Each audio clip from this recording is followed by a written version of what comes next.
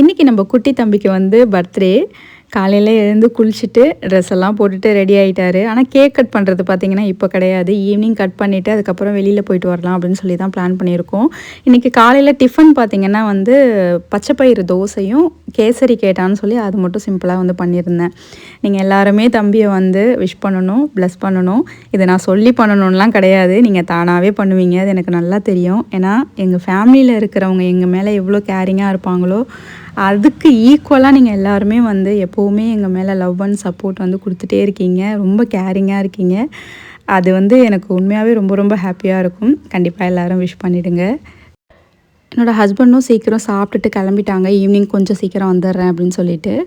அதுக்கப்புறம் பார்த்திங்கன்னா பச்சைப்பயிர் தோசை ரெடி பண்ணியிருந்தேன்ல, அதோட ரெசிபி கூட நான் வந்து எடுத்திருந்தேன், அதையும் ஷேர் பண்ணுறேன். பச்சைப்பயிர் பார்த்திங்கன்னா நாளே நல்லா ஊற வச்சு இந்த மாதிரி ஸ்ப்ரவுட்ஸ் வர அளவுக்கு நல்லா வந்து ரெடி பண்ணி வச்சாச்சு. இதில் வந்து கொஞ்சம் சீரகம், இஞ்சி, பச்சை மிளகா, கொத்தமல்லி, கருவேப்பிலை, கொஞ்சமாக வந்து பெருங்காயத்தூள், மஞ்சள் தூள், உப்பு தேவையான அளவு எல்லாத்தையும் சேர்த்து அரைச்சிட்டு தோசை ஊற்றி எடுத்தோம் அப்படின்னா சூப்பராக இருக்கும். அவ்வளோ சூப்பராக ஹெல்த்தியாக இருக்கும். கண்டிப்பாக ட்ரை பண்ணுங்கள்.